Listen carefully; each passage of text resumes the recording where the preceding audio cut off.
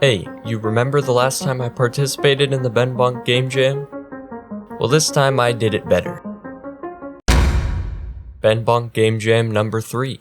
A 72-hour game jam that 550 people joined and 138 people submitted a project, I being one of those 138. The theme was two sides, so let me take you on a journey of creating Two Bois. It all started with the planning. That day I was editing a video, so I started 3 hours late with planning out the idea.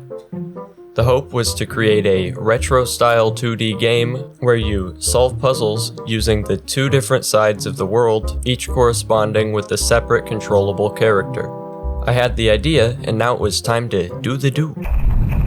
I created a new project, put two rectangles back to back, and figured out how to make my camera flipping animation. I then made this placeholder art and had the nice flipping animation. Now I needed to make some better art. The easiest way to make god-tier looking art is just by stealing the palette from someone else. So I went on low spec and yoinked this 8-color palette. That gave me 4 colors to work with per side, so I made this. To make the characters stand out, I put the character with colors opposite of the floor color on each side. Lighter guy with a darker floor, and darker guy with a lighter floor. I put in the art and coded some movement and the ability to flip sides when pressing Q. I made a hole and a ball, then coded a thing to make the ball travel to the other side when colliding with the hole. Also yes, I did say I coded, and that is why the ball disappeared when going through the hole. I'm learning, boys. But obviously the game is too good to have been coded entirely by me, since I am the artist boy.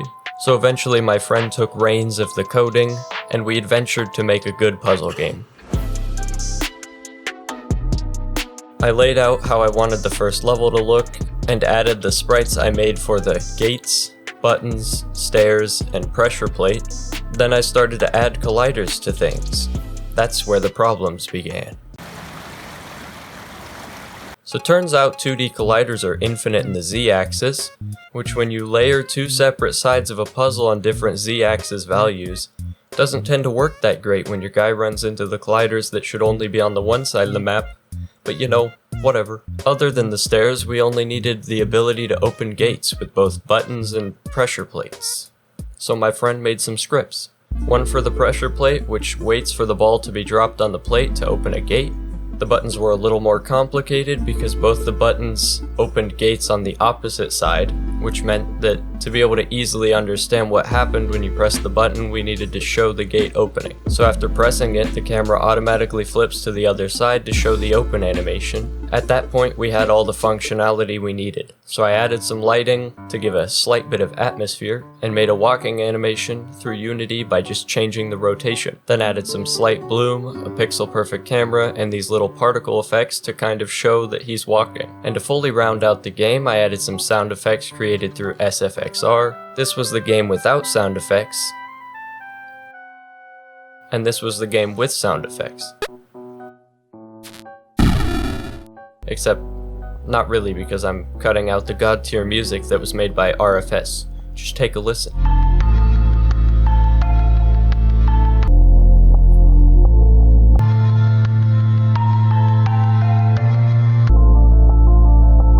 Full versions of the songs available to listen to on the VuVuu Inc. YouTube channel.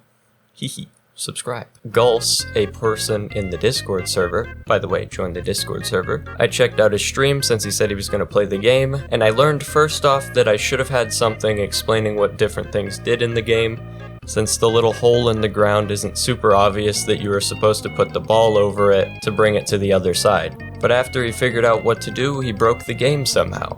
He opened one of the gates that was supposed to open using this ball and putting it on the pressure plate, and by bringing the other ball back through the stairs, he managed to open the other gate that was supposed to be opened with this yellow button. It sure isn't a perfect game, but you should go and try it out. We only managed to get one full level, and then I submitted the game 3 hours before the deadline. Thanks. That'll be all for my TED Talk today.